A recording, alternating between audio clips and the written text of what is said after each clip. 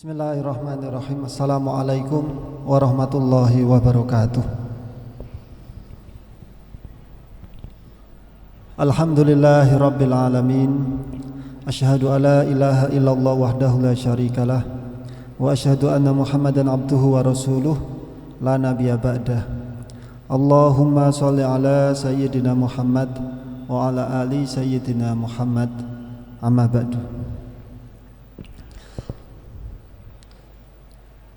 Jamaah Masjid Kampus UIN Sunan Kalijogo yang berbahagia, pada kesempatan kita sore ini kita akan mengupas, kita akan mendiskusikan tentang hubungan antara keris dan agama, hubungan antara pusaka dan agama, dan ini terkait dengan pertanyaan-pertanyaan yang sering ditanyakan mengenai hubungan tersebut, yaitu bagaimana sebenarnya posisi antara keris dengan agama.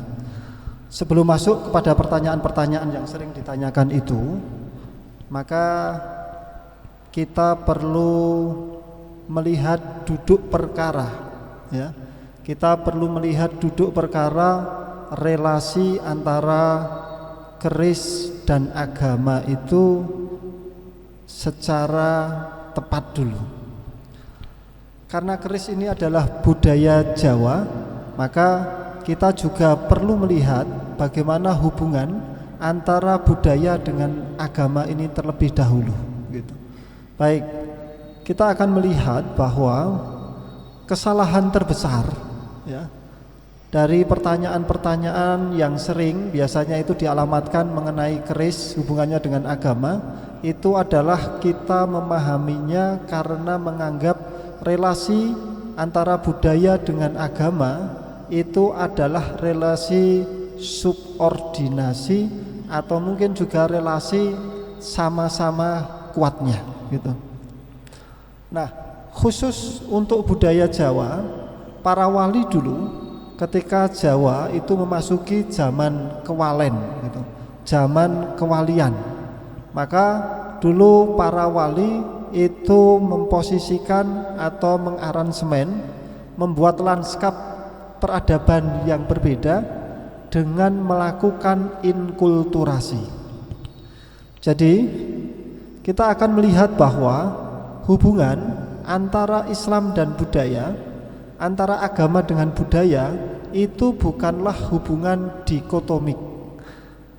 Ketika orang melihat hubungan keduanya ini sebagai hubungan dikotomik, maka biasanya orang akan terjebak. Biasanya orang akan terjebak bahwa antara agama dengan budaya itu adalah dua hal yang mungkin bisa konflik, mungkin bisa disatukan, mungkin ada irisannya dan seterusnya. Karena melihatnya adalah dari sisi relasi dikotomik. Hubungan dikotomik ini bukanlah ciri khas peradaban Jawa. Ini bukanlah ciri khas peradaban Nusantara, dan ini bukan ciri khas peradaban dunia timur. Jadi dikotomi itu selalu melihat bahwa semua itu pada akhirnya akan kembali kepada dua hal yang sifatnya berlawanan. Tetapi antara dua hal yang sifatnya berlawanan ini dipandang memiliki relasi bertentangan.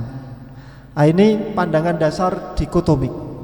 Jadi ada dua hal yang sifatnya berlawanan dan relasi keduanya itu adalah bertentangan. Contoh sederhananya misalkan, kita melihat bahwa antara siang dan malam, gitu, itu dipandang sebagai dua hal yang berlawanan. Itu betul, gitu. Tetapi relasi dikotomi itu menjawab bahwa hubungan antara siang dan malam itu adalah dua hal yang bertentangan, gitu. Laki-laki dan perempuan itu adalah dua sifat yang berlawanan. Relasi dikotomik memandang bahwa antara laki-laki dan perempuan itu adalah dua hal yang bertentangan.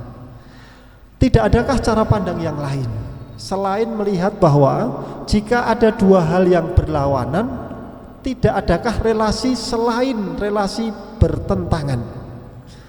Nah, cara pandang barat itu senantiasa melihat bahwa jika ada dua hal yang berlawanan, maka dipastikan keduanya adalah bertentangan.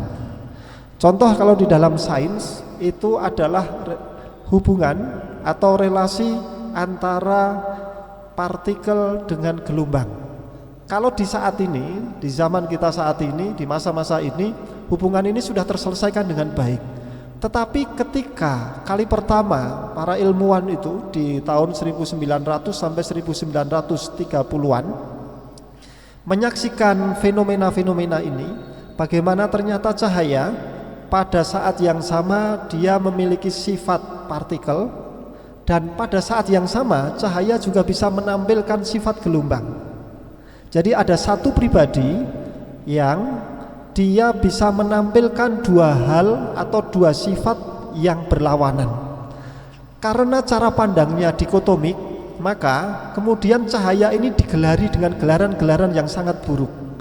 Cahaya itu dianggap sebagai hipokrit. Hipokrit itu berarti ini adalah sifat yang munafik gitu. Mengapa? Karena ketika dia ditanya sifat-sifat partikel, cahaya akan menjawab dengan sifat partikel. Ketika cahaya ditanya dengan sifat gelombang, maka cahaya juga akan menampilkan sifat gelombang. Jadi jawabannya itu bergantung pada pertanyaannya. Kurun waktu 1900 sampai 1930-an, fenomena ini membuat para fisikawan bingung saat itu. Mengapa? Karena di dalam alam pikiran barat yang ada adalah jika ada dua hal yang berlawanan, maka pasti bertentangan. Jadi jika ada pria dan wanita, maka itu pasti bertentangan. Jika ada positif dan negatif, maka itu pasti bertentangan. Jika ada siang dan malam, maka itu pasti bertentangan. Ini alam pikiran barat saat itu. Nah, di dalam pandangan dunia timur, di dalam cara pandang dunia timur, dua hal yang berlawanan ini tidak mesti bertentangan. Ada cara pandang yang lain, yaitu dengan melihat relasinya bukan relasi bertentangan, tetapi relasinya adalah komplementer, saling melengkapi.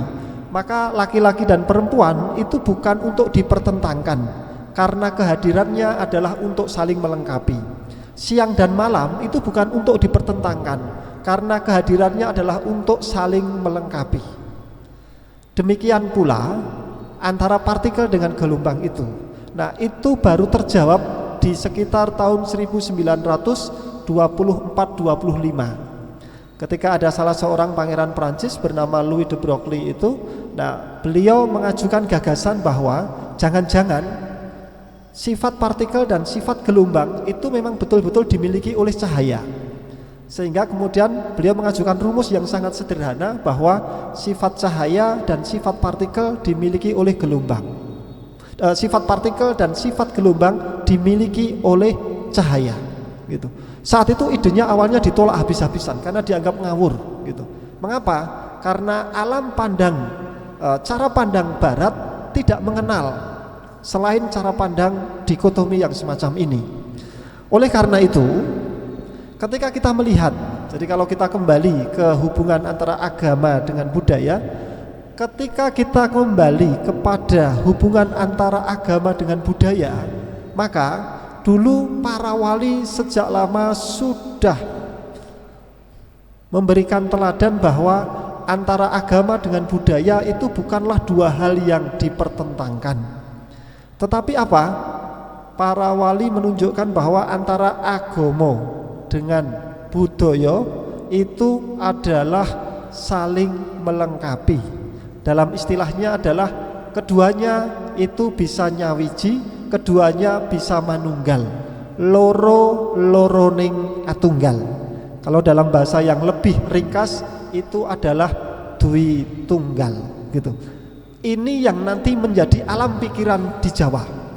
Jadi karena itulah nanti agama itu dalam perspektif orang Jawa, agama Islam itu nanti diibaratkan seperti pakaian, ageman, agami gitu. Karena itulah nanti istilahnya adalah ketika seseorang itu memeluk agama, maka dia akan disebut ngerasuk agami Islam. Kenapa? karena pakaianlah yang membuat tubuh manusia itu menjadi lebih terhormat, pakaianlah yang menutupi semua celah-celah tubuh manusia, demikian pula nanti agama. Dan itu nanti dimaterialkan di dalam konsep pakaian jawi jangkep gitu.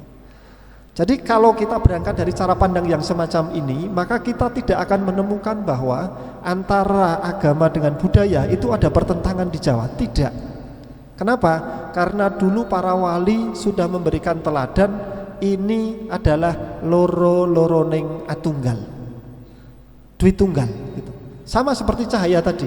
Ketika orang barat itu menyebut dualisme cahaya, dualisme partikel gelombang yang dimiliki oleh cahaya, kita punya istilah yang lebih indah, dwi tunggal partikel gelombang yang dimiliki oleh cahaya. Kita tahu bahwa asma-asma dia, asma-asma Gusti Pangeran itu yang seolah-olah kita akan menemukan dua sifat, dua asma yang bertentangan gitu.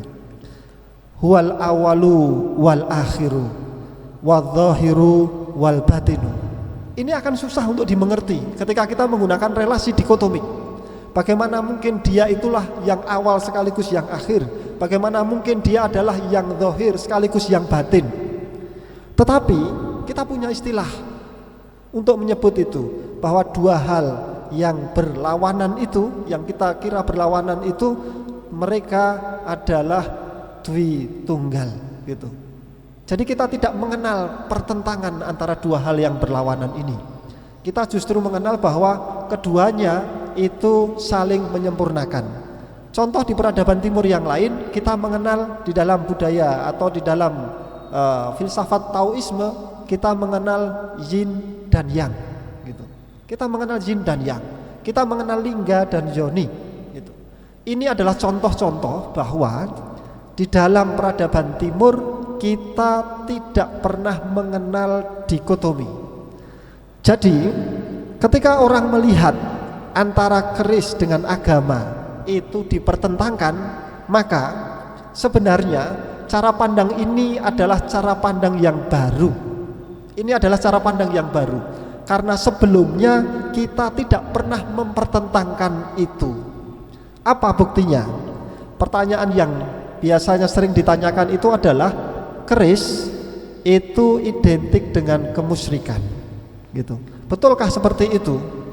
Ada banyak jawaban untuk menjawab pertanyaan itu. Betulkah keris itu identik dengan kemusyrikan? Jawaban yang pertama, semua orang Jawa dulu, jadi keris itu awal mulanya adalah dari Jawa, kemudian menyebar ke seluruh Nusantara, lalu menyebar ke Asia Tenggara. Dan ini menjadi ciri khas di Asia Tenggara ya. Khususnya kalau dilacak apa itu asal usulnya, kita akan mendapati bahwa keris itu nanti awal mulanya adalah dari Jawa. Dulu semua laki-laki Jawa itu memiliki keris. Semua laki-laki Jawa itu memiliki keris. Jumlahnya berapa? Jumlahnya minimal 3. Keris apa saja itu? Yang pertama adalah keris dari orang tua. Yang kedua itu adalah keris dari mertua, yang nanti disebut sebagai kancing gelung. Yang ketiga biasanya itu akan mendapatkan keris dari gurunya. Jadi dulu laki-laki Jawa, laki-laki dewasa, kemana-mana selalu nyengkelit keris ya. Kemana-mana selalu menyelipkan keris di pinggang. Seperti kita saat ini, kemana-mana laki-laki dan perempuan saat ini yang dewasa, kemana-mana selalu menenteng atau membawa HP. Situasinya mungkin mirip semacam ini. Jadi dulu semua laki-laki Jawa itu semuanya memiliki keris. Ini berlangsung sampai kurang lebih Indonesia merdeka. Jadi di tahun-tahun 30-an itu, kalau kita lihat video-video lawas itu, di sekitar Malioboro itu orang lalu lalang itu kemana-mana masih bawa keris, dan itu normal. Kalau sekarang kita membawa keris itu menjadi, suasananya menjadi abnormal. Kenapa? Karena imajinasi orang sudah berbeda. Imajinasinya sudah berbeda. Kenapa? Karena ada cara pandang yang dikotomik ini tadi. ya. Jadi ketika keris dan agama itu dibenturkan, maka akhirnya yang terjadi adalah ini orang berarti sedang keracunan cara pandang dikotomik ini. Jadi dulu semua orang itu punya keris gitu.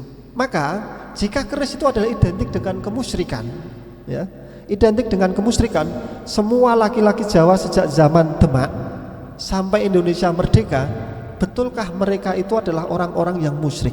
Itu berarti leluhur-leluhur kita itu adalah leluhur-leluhur yang musyrik.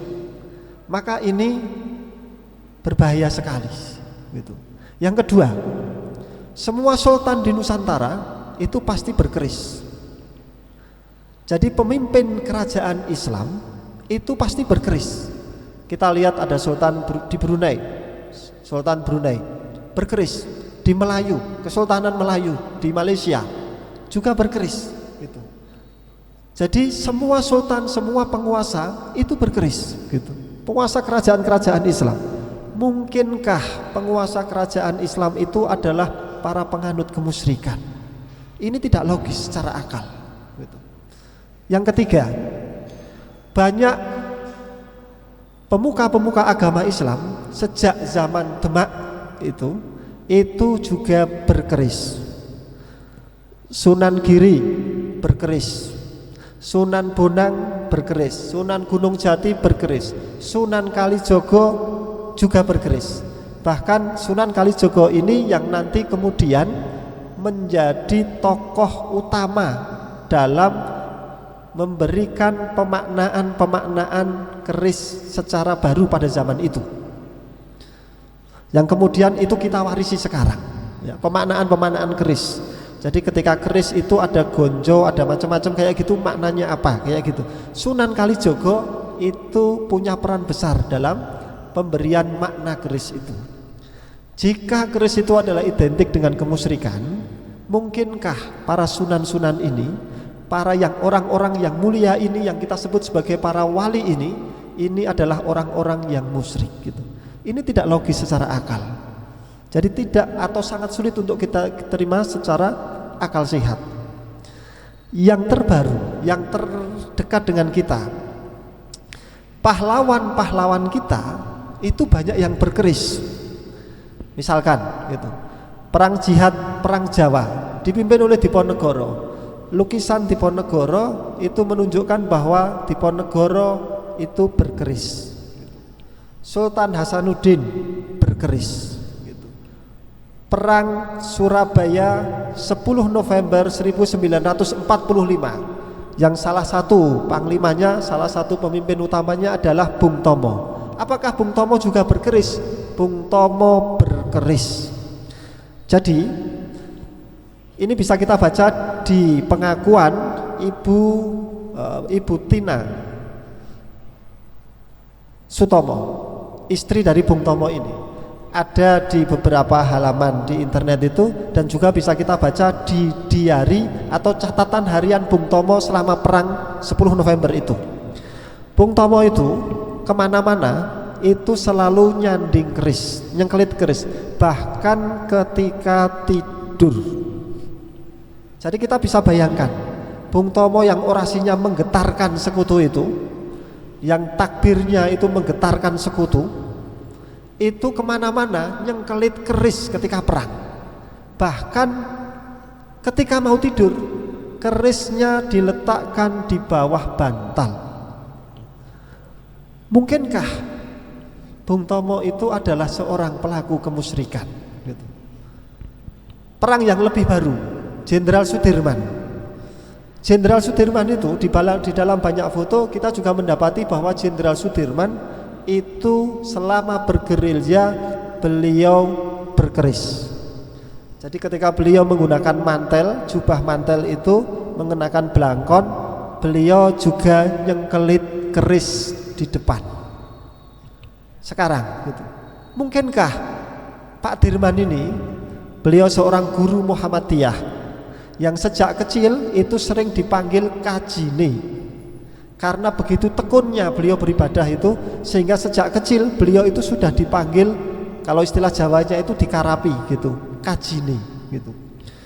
Mungkinkah Jenderal Sudirman ini adalah seorang pelaku kemusyrikan gitu. Ini sulit untuk kita terima secara akal sehat gitu. Lalu bagaimana misalkan dengan organisasi-organisasi yang lebih baru di Muhammadiyah?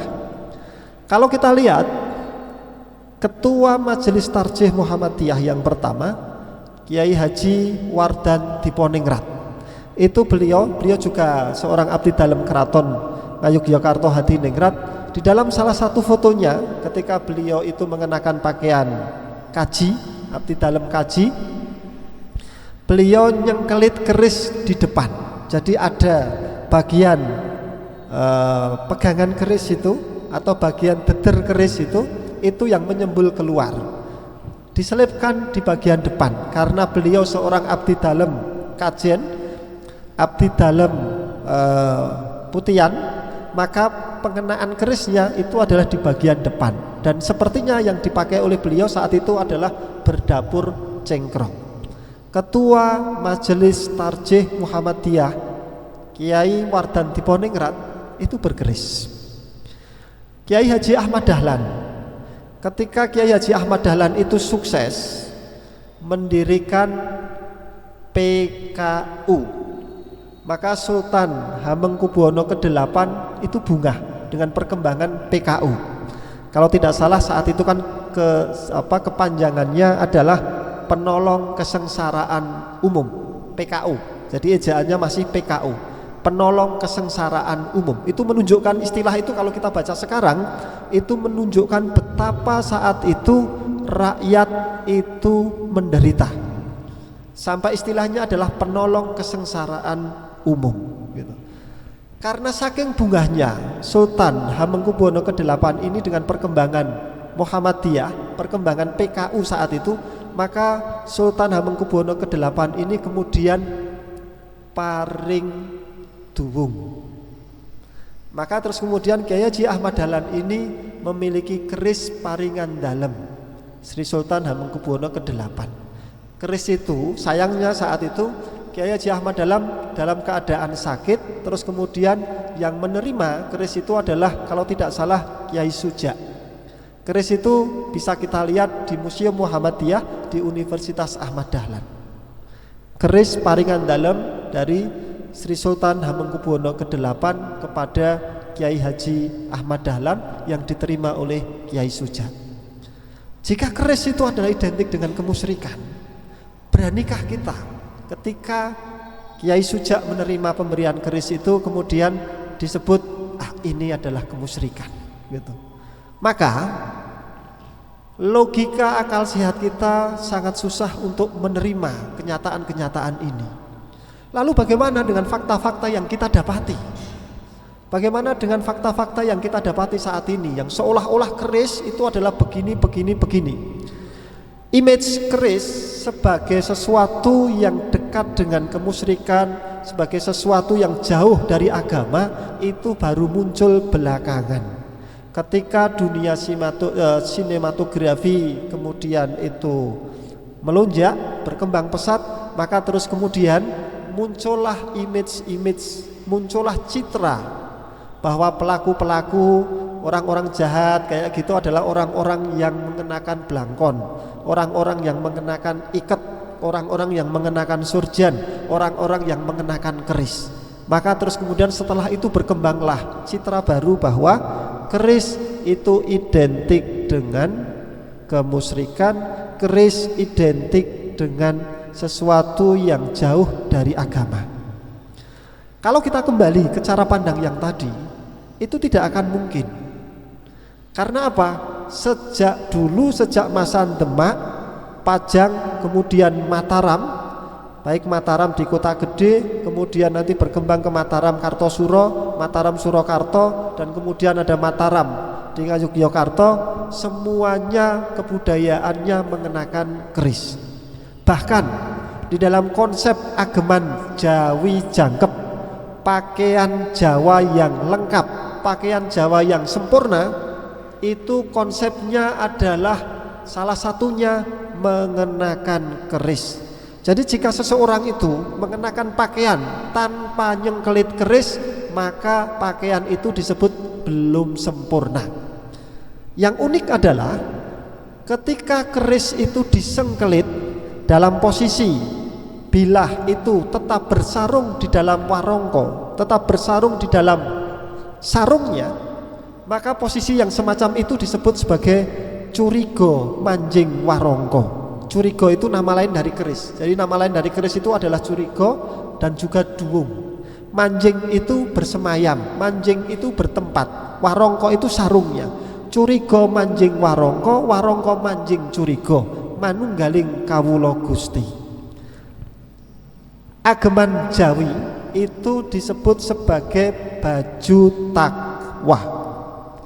Jadi takwa dalam konsep Jawa itu tidak akan sempurna ketika tanpa keris. Kenapa? Karena keris adalah simbol manunggaling kawula Gusti.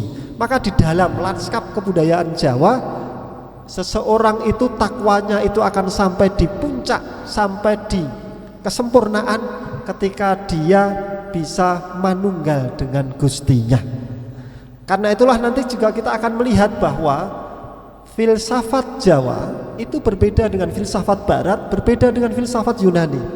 Kalau filsafat itu, yang kalau di Yunani itu namanya adalah filosofia, kemudian kita sekarang menyebutnya sebagai filsafat atau falsafah, yang merupakan serapan dari bahasa Arab. Kalau filsafat Yunani atau filsafat Barat, yang dicari bukan kesempurnaan, tapi yang dicari adalah kebijaksanaan. Kalau di dalam bahasa Jawa itu ngudi kawicaksanan. Bagaimana kalau di Jawa? Konsep filsafat Jawa itu adalah ngudi kasampurnan. Ngudi kasampurnan, mencari kesempurnaan. Karena itulah kalau kita baca di dalam buku-buku misalkan Baboning Kitab Primbon yang semacam ini, terus kemudian ada buku Serat Wirid Hidayat Jati, kita akan menyaksikan bahwa semua itu nanti arahannya adalah menuju pada kesempurnaan hidup, yang landasannya adalah manusia bisa mencapai kesempurnaan hidup, bisa mencapai sampurnaning agesang itu ketika dia menyadari sangkan paraning dumadi, inna lillahi wa inna ilaihi rajiun. Jadi ketika kita mendapati pertanyaan, bukankah keris itu adalah identik dengan kemusyrikan? Tidak. Keris justru identik dengan ketakwaan. Keris justru identik dengan ketakwaan, gitu. Maka mulai dulu pada zaman kewalen itu, zaman kewalian itu sampai sini, keris itu adalah identik dengan ketakwaan. Maka ketika kita sampai di titik ini, tidak ada lagi pertanyaan, keris itu identik dengan kemusyrikan? Tidak.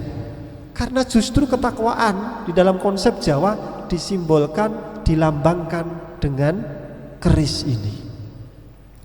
Itu pertanyaan yang pertama, gitu. Pertanyaan berikutnya, kenapa keris itu identik pada hal-hal yang sifatnya mistis? Keris identik dengan hal-hal yang sifatnya mistis. Mengapa? Karena sekarang kita hidup di alam material. Karena kita, peradaban kita saat ini lebih mengedepankan nilai-nilai materialisme. Karena itulah kemudian kita kaget ketika keris yang berusaha untuk menggabungkan antara yang lahiriah dengan batiniah, antara yang jasmani dengan rohani, antara yang sifatnya natural dengan yang sifatnya supernatural. Kita mengalami kebingungan, sehingga kita kemudian melabeli keris itu mengapa identik dengan hal-hal yang mistis, gitu. Perlu kita ingat bahwa ini juga merupakan bagian dari cara pandang dikotomi. Di dalam budaya Jawa, di dalam agama kita tidak pernah memisahkan antara lahir dengan batin. Kita tidak pernah memisahkan antara jasad dengan roh. Karena kalau jasad terpisah dengan roh, identitasnya sudah berbeda. Manusia itu adalah jasad sekaligus roh. Ketika rohnya sudah lepas dari jasad, maka itu tidak lagi disebut manusia. Itu adalah jenazah, itu adalah mayit, yang semua hukum-hukum fikih kemudian hukum-hukum syariat kemudian berubah. Kita tidak pernah memisahkan antara yang lahir dengan yang batin. Makan itu aktivitas lahir, tetapi di dalam aktivitas lahir itu terkandung aktivitas batin. Karena itulah kita memohon keberkahan di dalam makanan-makanan yang sifatnya material yang kita masukkan ke dalam badan kita. Hubungan suami istri itu juga bukan aktivitas lahiriah semata. Karena itu adalah aktivitas untuk mencetak generasi, maka kita memerlukan perlindungan ilahiyah di sana. Kita memerlukan campur tangan ilahiyah di dalam proses regenerasi itu. Wudu itu aktivitas lahir, tapi juga sekaligus aktivitas batin. Tujuan utama wudu adalah untuk bersuci. Tetapi suci ini yang merupakan sifat batin tidak akan bisa tercapai tanpa kita melakukan aktivitas lahir. Jadi konsep-konsep kunci di dalam agama kita tidak pernah memisahkan antara lahir dengan batin. Maka demikian juga keris. Keris sebagai piandel, sebagai khasanah kebudayaan Jawa tidak pernah memisahkan antara yang lahir dengan yang batin. Kita bayangkan, kita bandingkan misalkan antara keris sebagai produk teknologi dengan laptop ini sebagai juga produk teknologi. Laptop ini tidak ada unsur batiniahnya. Yang membuat ini nanti bersifat unsur batiniah itu adalah hanya pelakunya saja. Tetapi secara intrinsik, secara ontologis, dia hanya teknologi yang sifatnya lahiriah. Handphone kita itu adalah teknologi yang lahiriah. Tetapi kalau keris tidak, itu adalah teknologi yang lahiriah sekaligus batiniah. Karena itulah di dalam pembuatan keris, maka kita nanti akan mengenal ada keris yang dibuat oleh pengrajin yang itu sifatnya lahiriah, ada keris yang kita sebut sebagai pusaka, itu adalah keris yang memang dibuat oleh para empu, para maestro, di mana di situ bersatu antara yang lahir dengan yang batin. Di mana di dalam pembuatan itu seorang empu harus mensucikan batinnya.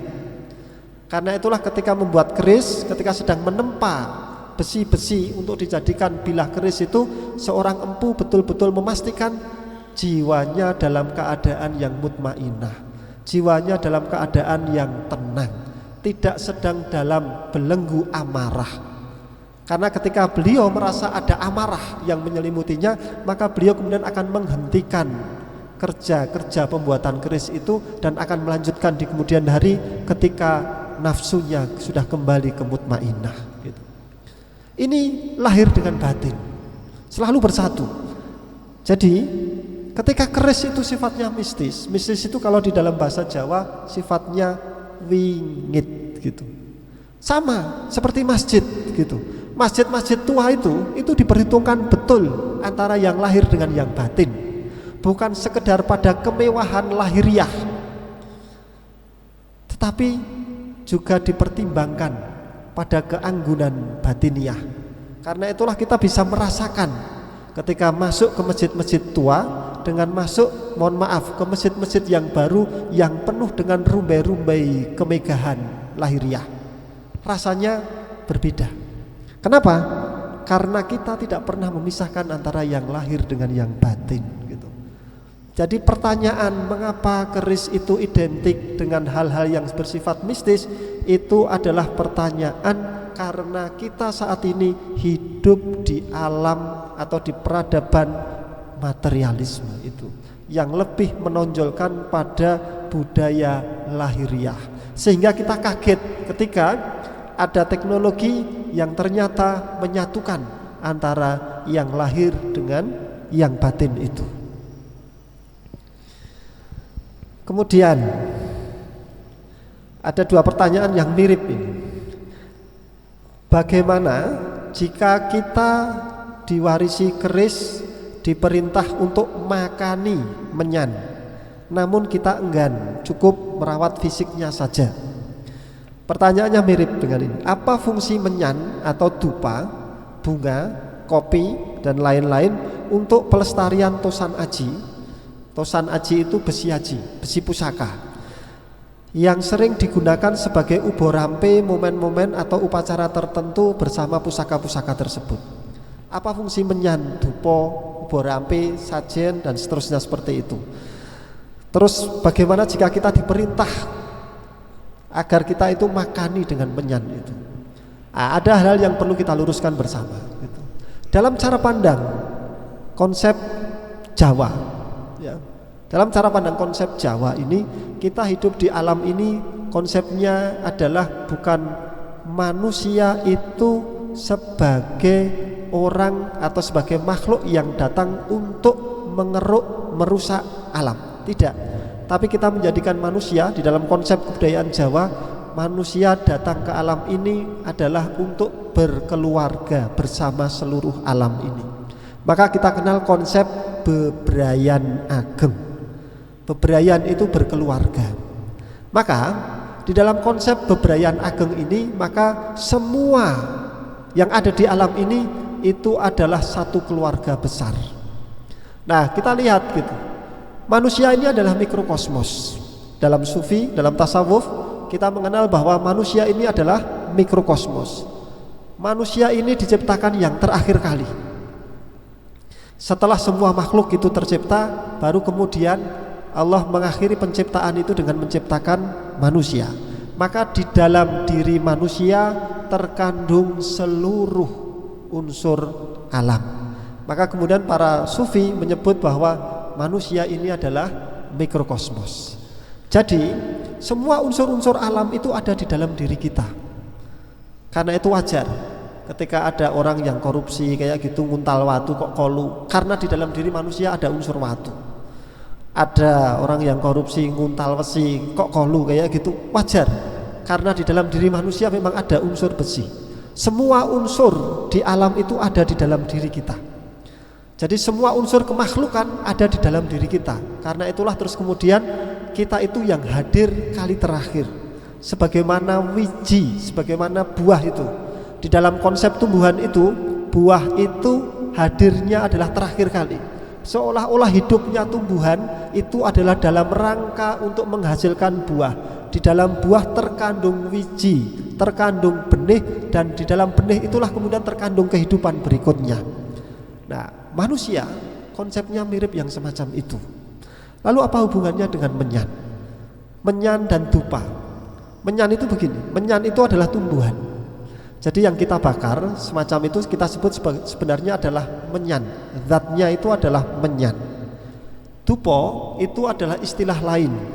Dupo itu kalau di Kerotoboso itu operasi bahasa di dalam bahasa Jawa. Jadi sejenis operasi di dalam bahasa Jawa. Misalkan gitu. Kenapa orang Jawa itu nyebut telinga itu kuping? Kuping itu kaku njepiping gitu. Gedang itu digeget bubar madang. Ini operasi Kerotoboso. Menyan itu, dupo itu kalau di operasi Kerotoboso itu adalah dudu opo-opo. Dudu opo-opo. Nah, lalu mengapa harus ada uborampe itu? Inilah cerdiknya dulu para wali, ya. Saya akan bacakan, ya. Saya akan bacakan di kitab Wirid Hidayat Jati. Di Wirid Hidayat Jati itu, uborampe yang semacam itu terkait dengan bagaimana kita memulai. Memulai itu adalah memuliakan. Misalkan gitu. Jadi setelah pamejangan ini, setelah kalau di sini dikisahkan itu ketika seorang guru itu mau mejang murid gitu, setelah selesai pamejangan berarti setelah selesai proses pengajaran. Kalau dalam bahasa kita sekarang seperti itu, maka terus kemudian ada upacara untuk memuliakan. Memuliakan siapa? Saya bacakan ini. Memulai angaturi dahar Kanjeng Nabi Muhammad Rasulullah sego wuduk lembarang pitik utawa endok kerupuk lombok terong. Jadi memulai angaturi dahar Kanjeng Nabi. Kalau kita melihatnya itu secara dinotasi saja, loh, bukankah Kanjeng Nabi itu sudah meninggal? Kok kita aturi dahar? Kok kita aturi dahar gitu. Berikutnya lagi, memulai angaturi dahar para sahabat Rasul karo para waliullah. Sego golong, pecel, pitik, jangan menir, iwak kebo, siji kagoreng gitu. Jadi ada sego wuduk tadi, sego wuduk itu nasi uduk. Nasi yang dibasuh atau disucikan dengan air wudhu. Wudhunya itu terus kemudian diganti dengan santan karena kita tidak punya minyak samin gitu. Maka terus kemudian muncullah ini di dalam teknologi kuliner ini muncullah sego wudhu atau nasi uduk gitu. Terus yang ketiga, memulai angaturi dahar maring para leluhur kang padha amedharake rasaning ilmu makrifat.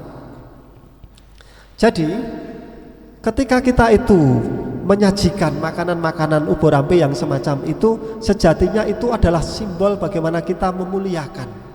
Simbol bagaimana kita memuliakan Kanjeng Nabi, para sahabat, terus para wali yang sudah medar ngilmu makrifat itu. Loh, bukankah mereka semuanya itu sudah meninggal?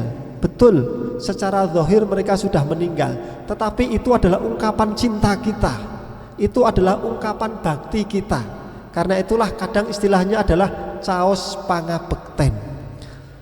Nanti yang makan siapa? Yang makan ya kita sendiri. Itu persis seperti kalau di saat ini ada saudara kita lulus ujian, terus kemudian kita memuliakan kesenangan mereka, kita memuliakan harapan mereka dengan mengirim karangan bunga.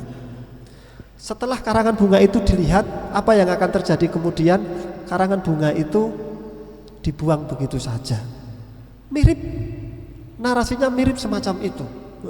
Kalau misalkan ubur rampe itu masih dimakan, itu dimakan kita sendiri. Tetapi sebelum kita makan itu, kita memuliakan Kanjeng Nabi dulu gitu. Kita memuliakan para sahabat dulu gitu. Ini konsep, ini nalar yang sebenarnya juga kita gunakan di peradaban kita saat ini. Hanya saja bentuknya berbeda. Hanya saja bentuknya berbeda. Jadi kita saksikan itu ketika ada orang meninggal, banyak orang-orang kemudian mengirim karangan bunga. Apa urgensi karangan bunga itu?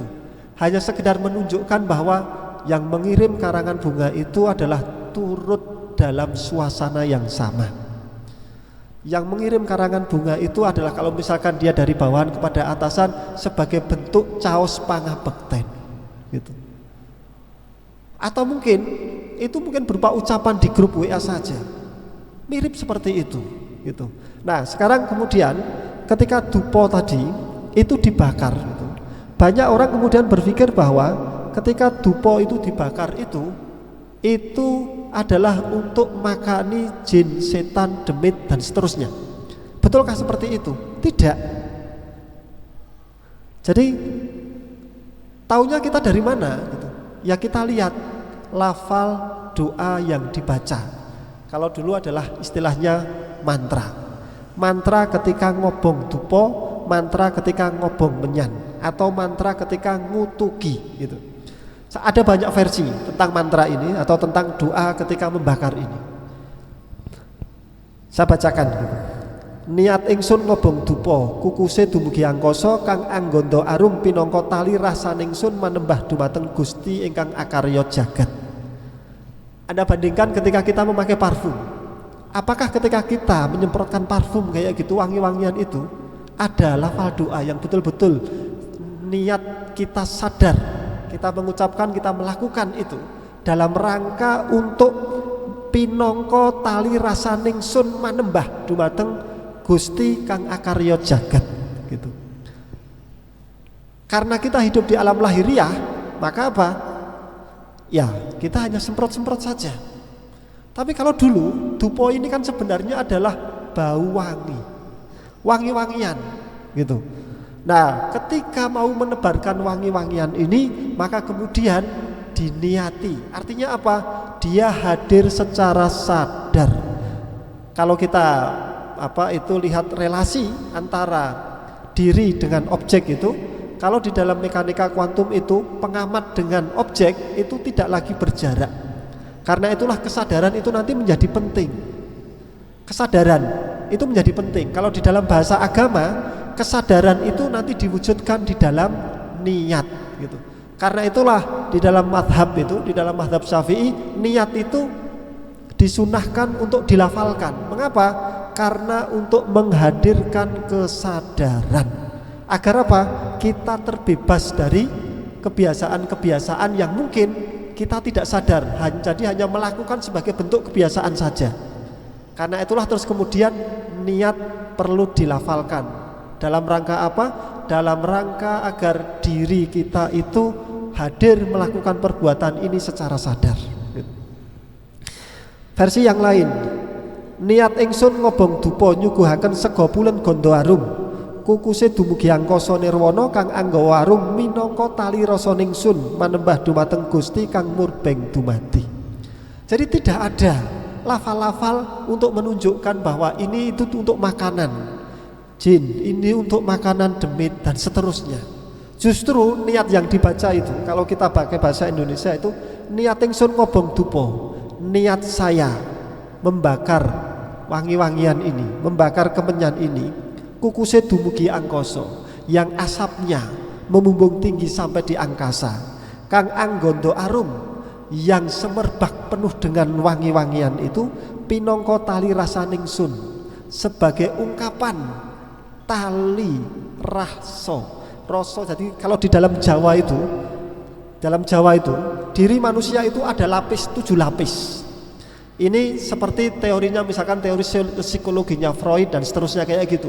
Kita para wali itu punya teori yang semacam itu. Kita bisa baca di Serat Wirid Hidayat Jati.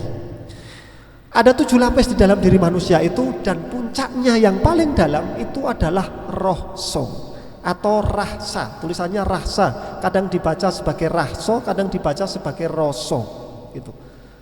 Roso gitu. Roso itu apa? Itu adalah sir. Itu adalah sir gitu.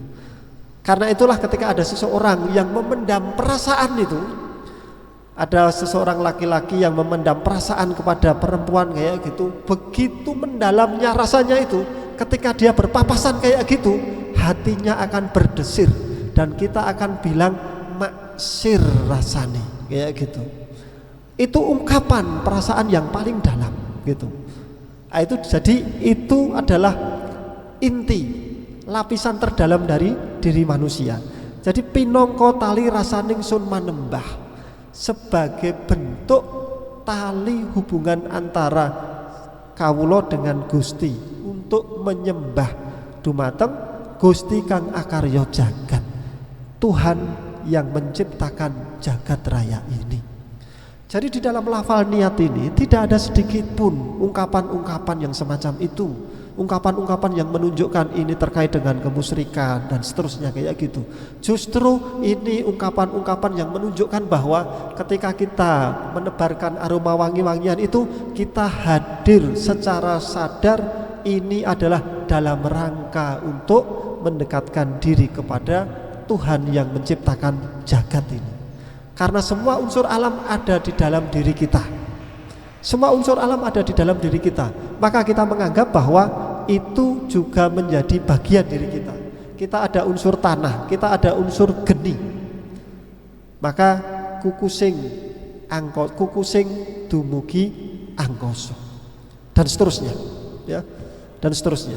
Jadi jamaah yang mulia, ada banyak sekali yang akan kita saksikan, yang akan kita temukan bahwa relasi antara keris dengan agama sejatinya bukanlah relasi dikotomik, bukanlah relasi konflik, tetapi ini adalah relasi yang nyawiji, ini adalah relasi yang manunggal.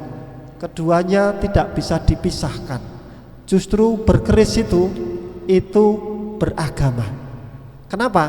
Karena keris dalam bahasa tertentu, dalam level tertentu, keris itu nanti seperti laku wirid.